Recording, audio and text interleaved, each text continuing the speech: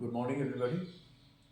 So today we will discuss the very basic, some of the very basic geometries like tetrahedral, octahedral. But today mainly we will discuss tetrahedral. And for this geometry, we will try to find out the different symmetry elements. Because what I have found from from my experience in the classroom, that generally the students are very confused uh, regarding the different symmetry elements of this tetrahedral or octahedral molecules. But although they are very common, so let us start our discussion. So tetrahedral geometry, as we know from the character table, the different symmetry elements we have E, C3, C2, S4 and sigma D. Now the very basic geometry of our tetrahedral, all of we are aware of this geometry. So this is a model of a tetrahedral. So we know these angles are approximately 109 degree, and if we consider, let's say, methane is an example of a tetrahedral, perfect example of tetrahedral geometry. So you can see the orientations of the four hydrogen atoms around this carbon atom. So when you have this tetrahedral geometry, we can draw this tetrahedral geometry in different way, and the very common way generally we represent, let's say I am representing the methane molecule, so we can represent in this way.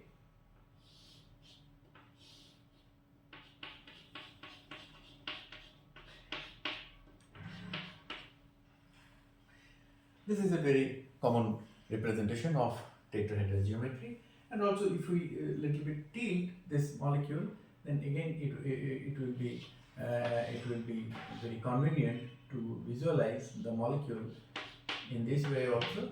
We can do this thing.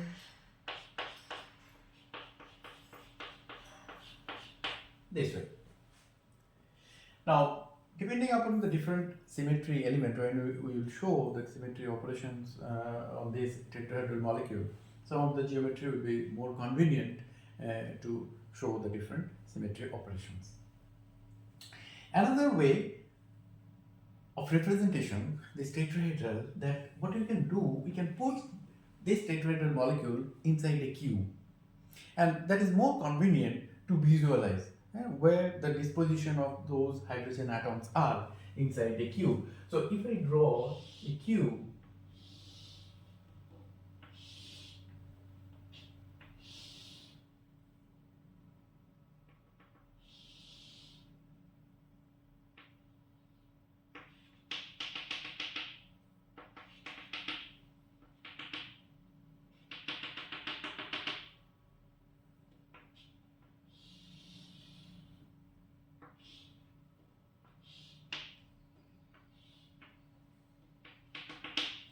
so this is the perfect cube.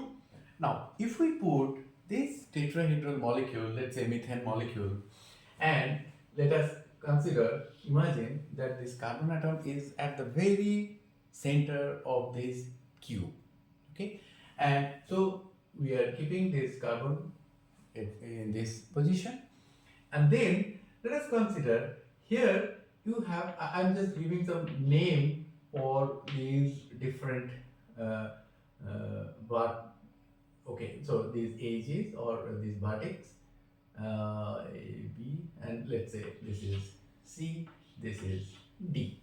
I'm giving some name. Don't be confused with this C. This is carbon atom, and this is the alphabetical C for just giving the name of this edge, this vertex. Okay, now now you imagine this carbon atom is at the very center of this cube in space, and so let us consider this carbon atom is at the plane of this blackboard. So that means half of the cube is behind this blackboard and half of the cube is just in front of this blackboard. Okay. Now, then if I want to show the bond this of this hydrogen atom, that means this hydrogen atom is behind this plane of this carbon, right, or behind the plane of this blackboard. So obviously we will represent this hydrogen atom, so this hydrogen atom at this position in this way, but this point A, obviously it is above the plane of this blackboard or this carbon, right?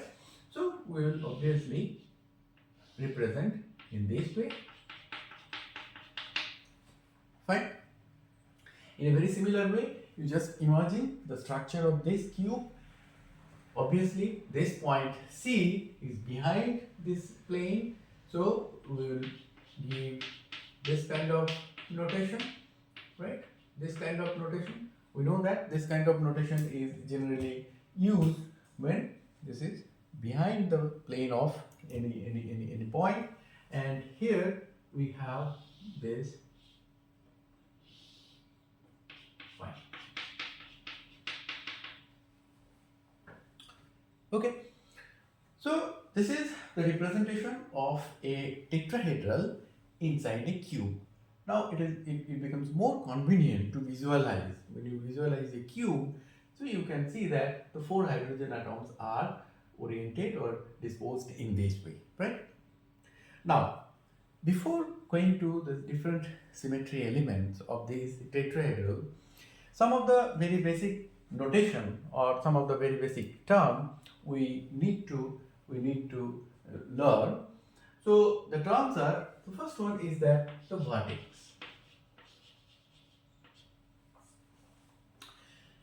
Basically, there are 4 vertex. What are those vertex? So vertex are where you have the 4 hydrogen atoms in this cube. Okay, so these are some vertex. So for this tetrahedral molecule, we have 4 vertex. So this is one vertex, this is the second one, this is third one, this is the fourth one. Clear? So these are the 4 vertex. So we have 4 vertices for this tetrahedral geometry. Okay. Then we have trigonal plane. Trigonal plane. So this is very important. Now, if I take this model, how to show this trigonal plane? Now you see that from this point, I think it will be convenient. So you see that the 3 hydrogen atoms are oriented in this way. Now, if we consider a plane taking into account all the 3 hydrogen atoms, you just imagine a plane taking these 3 vertices or these 3 hydrogen atoms. So this plane is basically one trigonal plane. Similarly, we can have, if I take a paper, so you can see that this is another. So okay, this is another plane. See that we can imagine a plane taking these 3 hydrogen atoms. Okay, so in this way, if we consider this one, and this one, we can consider another plane. So in a similar way, so 3 hydrogen atoms or 3 vertices, if we take at once, we will get a trigonal plane. So in this way, we will have total. So I think it's now clear, right? So this is one trigonal plane, this is one trigonal plane, this is another trigonal plane, and just below you have another trigonal plane. So basically for this tetrahedral geometry, we have 4 trigonal planes. So when we will discuss the different symmetry elements or operations, then again we will just discuss these different terms. Then we have age. edges. So how many edges we have? We have basically here 6 edges. Now how to find the edge? If I again take this model, let us see this particular, if I take this, if you take two vertices, again two vertices or two hydrogen atoms, and now if you imagine a line connecting these two vertices, right, or these two hydrogen atoms, so this is one edge. Similarly, we have this one is another edge, this one is another edge, and this one is another edge. See, I think now it is, you can see that, right? So that means whenever you connect this, this, this, this, this, and this, so in this way you will see that we will have total 6 edges. So that means what I mean to say, if I come to this drawing again, now how many faces we have for a cube? We have total 6 faces, right? One, this just upside and down, you have 2, this left hand side 3, right hand side 4, and you have behind 1 5, and in the front face you have total 6 faces. Now you will see that in each phase we will have one edge. What I say? We said that if you connect these two vertex, right? These, if you connect the vertex A and vertex B on this phase, upper phase, you get one edge for this tetrahedral. In a very similar way, you have this phase, right? You have this phase. So in this phase, again you say that diagonally, these two positions, if you connect these 2 points or these 2 hydrogen atoms A and C, you get another edge. In this front face, you have the point A and D, right? If you again connect these two, if you join these 2 point A and D, you get another edge. Similarly, in this face, from this left hand side, you have B and D. This face, if you connect, so from this left hand face, you get another edge connecting B and D. Similarly, you can connect B and C in the, just behind the blackboard, that face, what we have. So that face, you have this edge when you connect B and C, right? So you can see that in every, and similarly you can connect C and D in the bottom face. In the bottom face, if you connect C and D, you get another edge. So in every face, you get the diagonal point. When you join, you get an edge, right? So total we have 6 edges, right? So I think these points are very clear, that how many different symmetry, different terms, right? Different terms. What is vertex? What is trigonal plane? What is edge, right? So up to this point, it is clear. Now, if I try to carry out different symmetry, or if we try to find out different symmetry elements for this tetrahedral, what we say, we have C3 element. So first, let us consider C3 elements. So this is the most easy one, and another I have taken that this is the Cartesian, the coordinate, right? The coordinate in this x direction, that is perpendicular to this blackboard, is y, and upward direction we have z. So this is the coordinate system for this, let's say, for this cube. Now C3. So for C3, you just imagine, okay, so the very basic idea is this one. Okay, so let's say we have this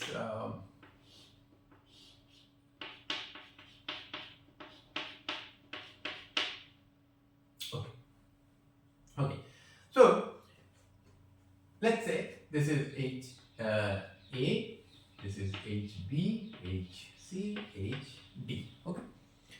So how to find out this C3? This is the most easy one, I think.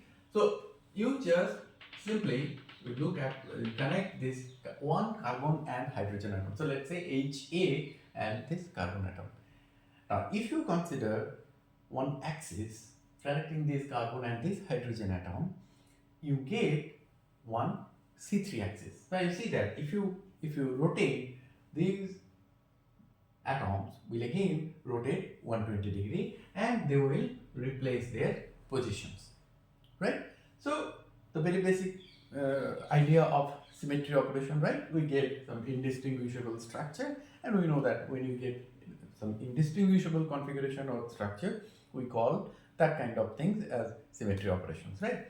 So let us consider one axis along this carbon and hydrogen, and you rotate, let's say, clockwise. What will happen? This hydrogen atom is behind the plane of this blackboard, so it will come at this position. So it will move to this plane, and D will move to this position, right? So this is a C3 operation that we have already learned.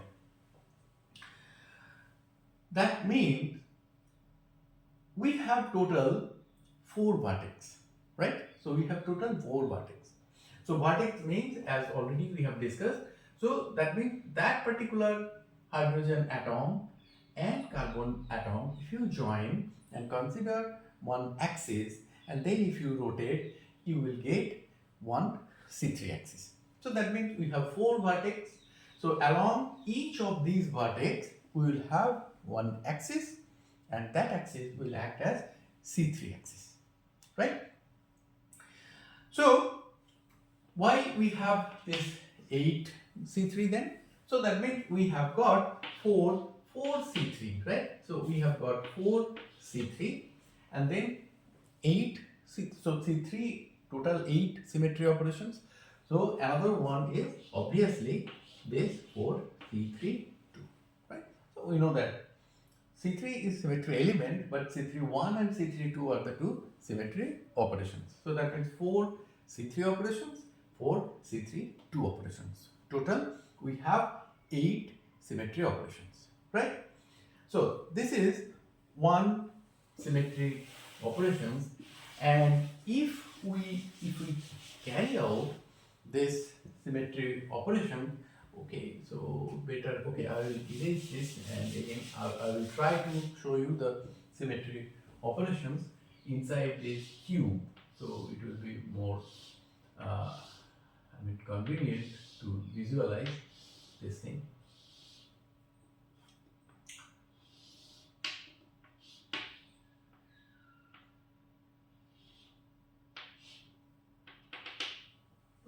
So yeah, so let's say carbon, what we have here, you have the point A, the point B, here you have C, here you have D, right? Okay, so if we carry out C3 operation, and let's say we are taking these as our axis,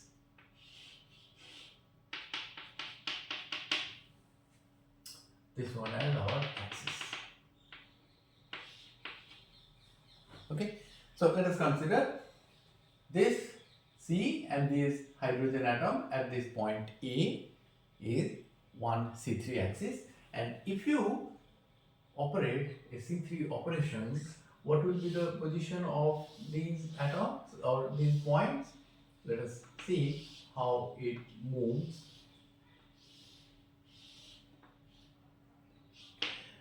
This is the most easy one, I think. This is the most easy one. So when you are operating along from this vertex, right? From this vertex, already we have mentioned, from this vertex. So what will happen? You just imagine that when you rotate this molecule, the B will come at this point. B will come at this point. Okay, so we will have now the position, this will be the B, this will be C, and this will be D, and A will remain same. A will remain same, right?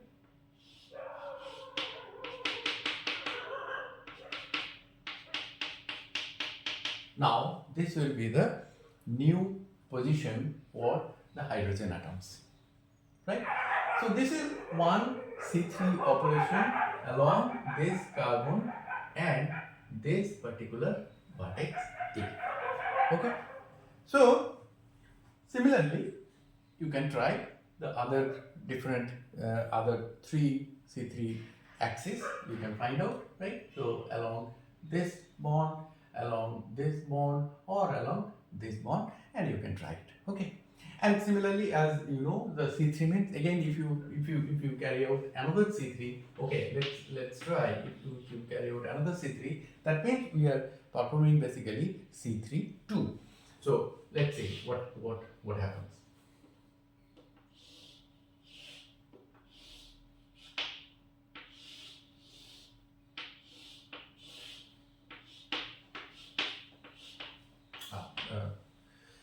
The cube is not good. Okay, anyway, so this is our carbon atom.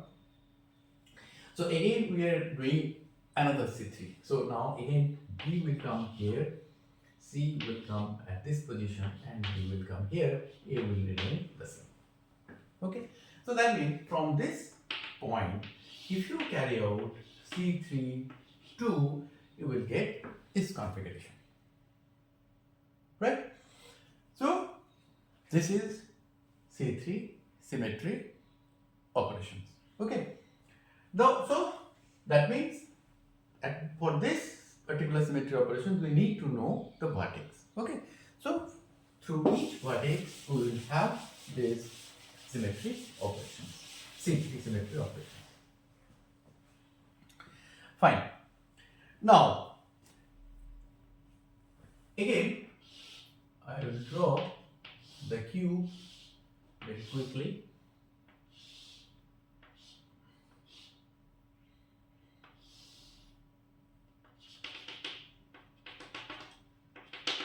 Okay, this is our cube. Again, we have at the center, let's say, carbon atom, and here you have A, here you have B, here you have C, and here you have D. Now, for this C2 operations, C2 element, we have three C2 symmetry rotational proper rotational axis. Now, how to find out these three C2s?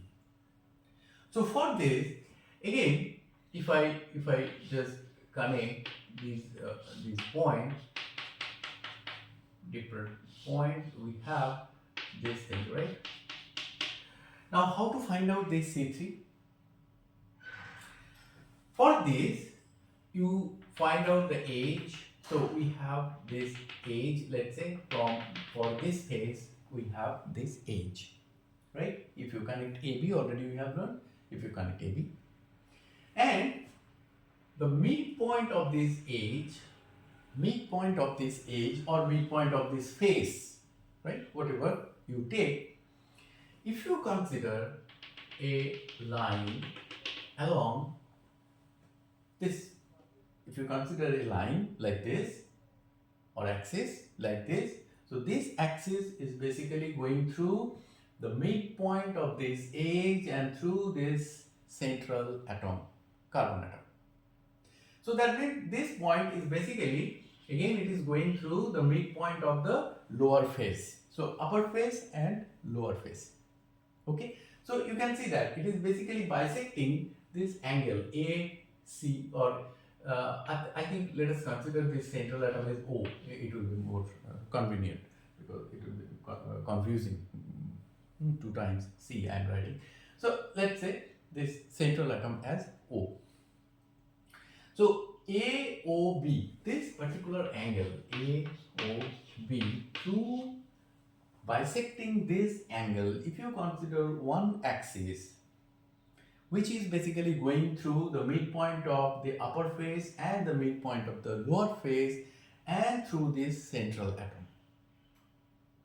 Okay, and what we took, you see, if you would remember, we took this coordinate system, right? Z and Y. So that means if you consider, let's say, so I'm telling you that let's say you consider a clockwise rotation, and this is a C2 and it is going through the Z axis. So this is, let's say, C2Z. C2Z along this Z axis. Okay, so that means this upper face and lower face, these two faces are involved for this particular axis. So if I now carry out one C2 operation, let us see how the different point moves.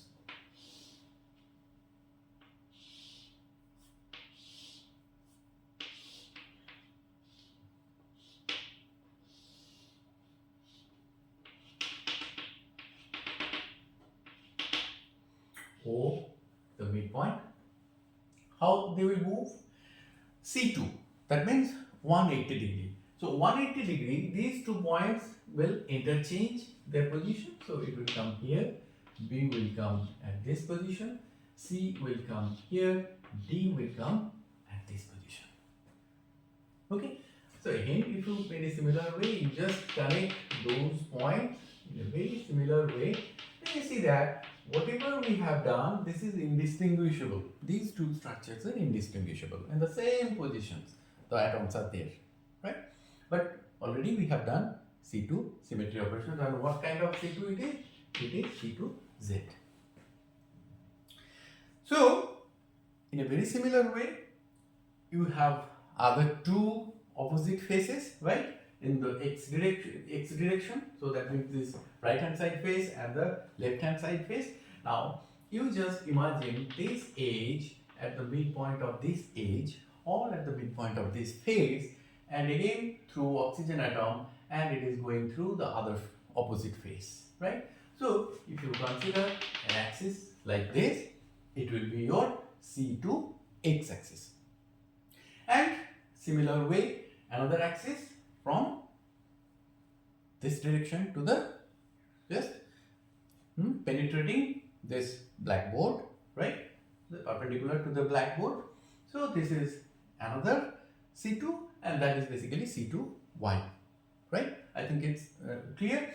So you have seen C2Z symmetry operation. So we are considering only this axis C2Z. Similarly, if you consider this C2X, so what will happen if you consider C2X? Then this will be your axis, and A and C, they will exchange their position. Similarly, B and D, they will exchange their position, right? And in a very similar way, we can consider the C2Y axis, and during this C2Y axis, again AOD, this angle, right? Bisecting this angle. So they will exchange their position. A and D, B and C, they will exchange their position for C2Y axis, right? So I have shown here only C2Z symmetry axis, right? Rotational axis. Clear? So this is so already we have done C3.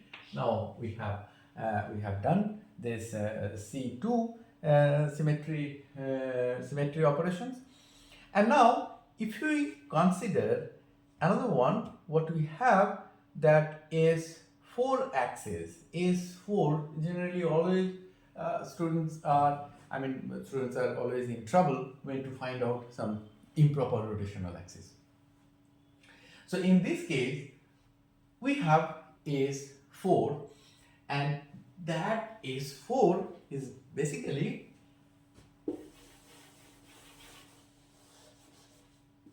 S4 is basically collinear with this C2 axis, right?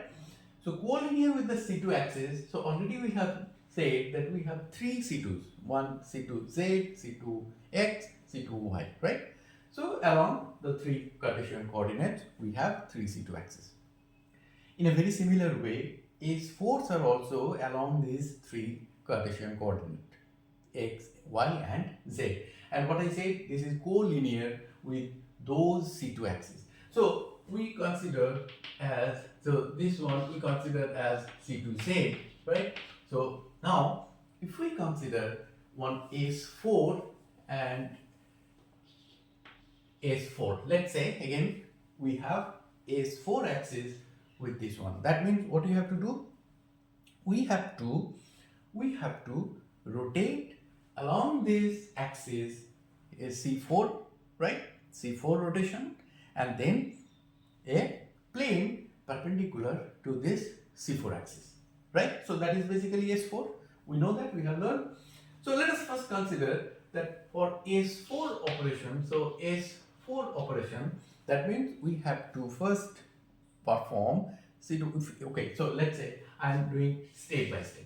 So what I will do, I will perform C4.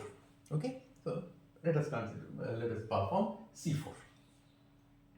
So what will happen when we perform C4? See what is happening.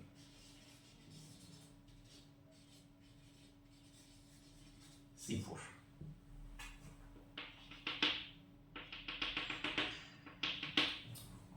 C4, right? C4. Let's say we are performing C4, that means we are rotating clockwise from along this axis.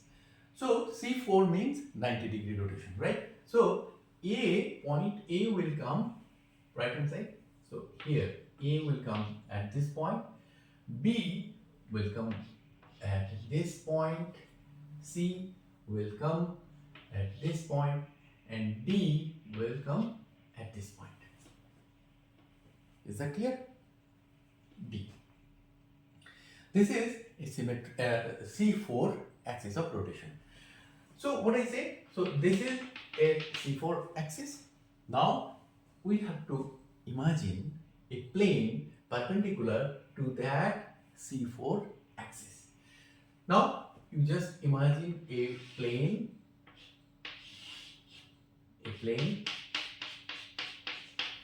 along this, I mean a plane like this. So what will happen now? A plane perpendicular to that C4 axis. So what will happen?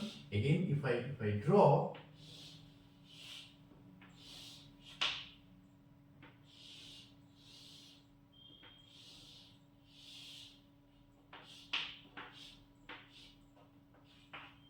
now what is happening? Plane reflection. So point A will come here, A, D will go up at this point, B will come at this point, C will come at this point. Okay, so you have the central atom. Now you simply connect those atoms. Now you see that here, when you performed a C4 operation, now you see that this structure and this structure, they are totally indistinguishable, right? They're indistinguishable. So these two structures, since they are they are distinguishable. I'm extremely sorry. They are distinguishable. This structure and this structure.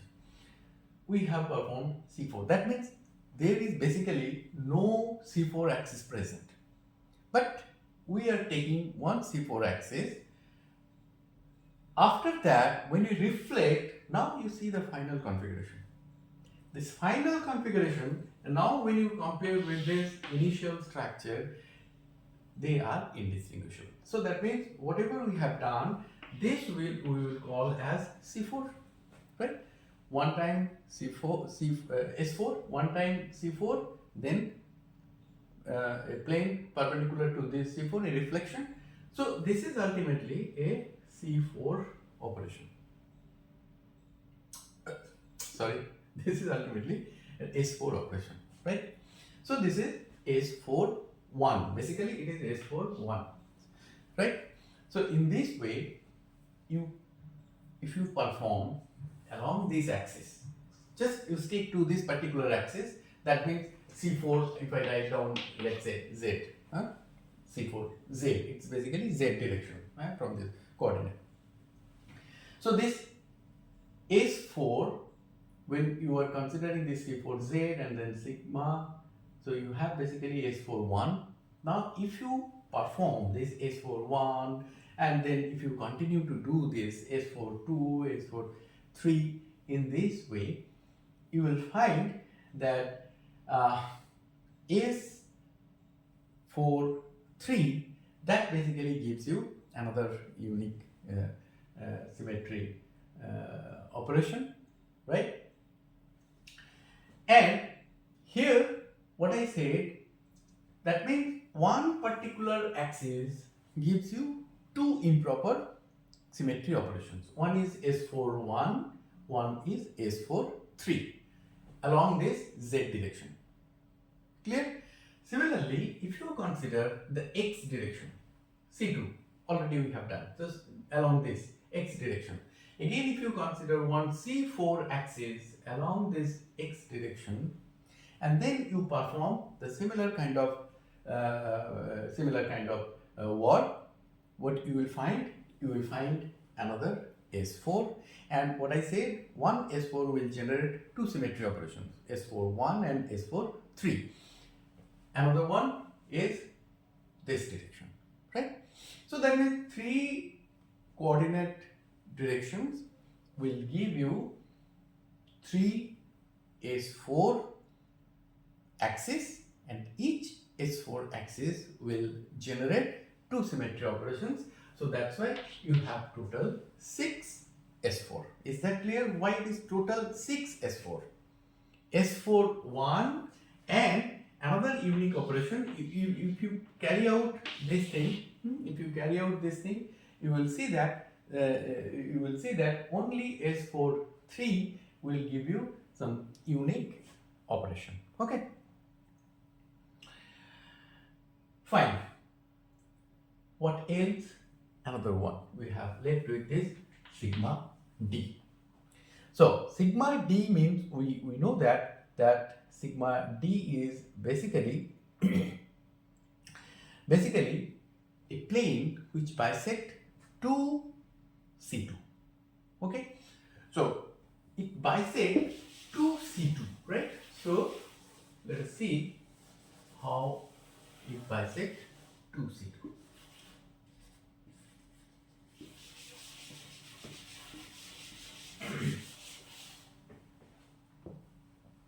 Okay. So what we say, we have here C2Z, along this we have C2X, and along this direction we have C2Y. So these are the three C2s. Now what you have to consider, now this, you have to imagine this now trigonal planes. What we say, here you see, we have one C2 along, through these two opposite faces. Here you have two opposite faces, C2X and C2Z. Now when it is bisecting two C2s, let us consider this.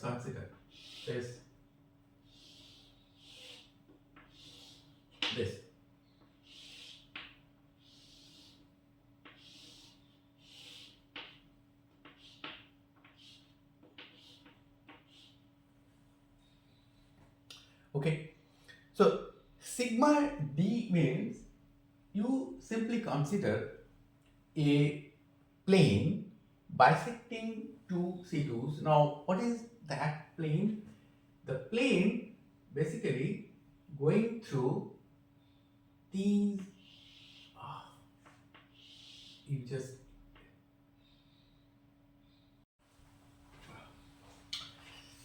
I'm sorry, there was a problem in my mobile phone. Okay, so we were discussing this dihedral plane, right? So in this dihedral plane, what we will consider now, you simply consider the edges, right? So one edge, you see already we have discussed that if you connect A and B, that is one edge. Now simply you consider, you imagine a plane like this.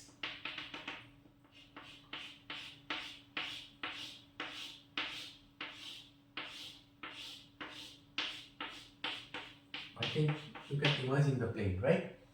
Through this edge, AB edge, through this AB edge. So you simply make a half diagonally. You make a half of this cube diagonally. You cut this cube through this AB edge. Okay. So when you cut this cube through this AB edge, you will get two halves of this cube.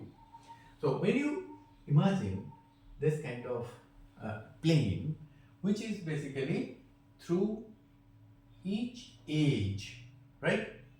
Through this each edge, you will have one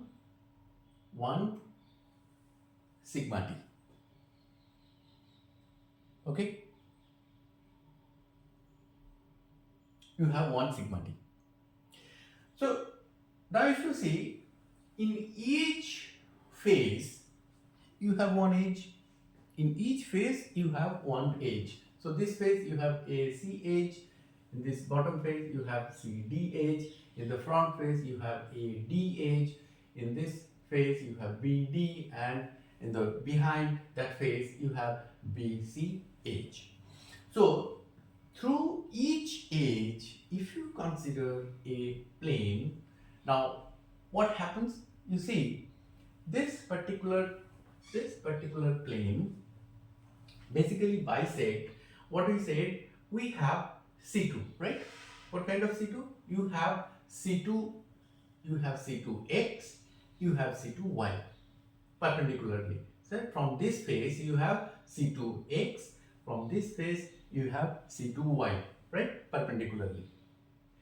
This particular plane is basically bisecting these two C2s, right? Similarly, now let us take another example. If you take, let's say, this edge AC, so that means through this edge, if you consider a plane, this particular plane, again it will bisect this particular plane and which plane? C2Z, C2Z, C2Y. It will bisect this plane. In this way, so okay, so if I carry out, so that means, let's say we have this sigma Z, sigma D plane we have, and if you carry out a sigma D on this structure, what is going to happen? So you will have A and B in the same position, but it is bisecting or reflecting these two positions. So C will come here, D will come. This is one sigma D. So in this way, and this sigma D we are getting through AB edge. Similarly, you have other 5 edges. You simply consider a plane through all those other 5 edges.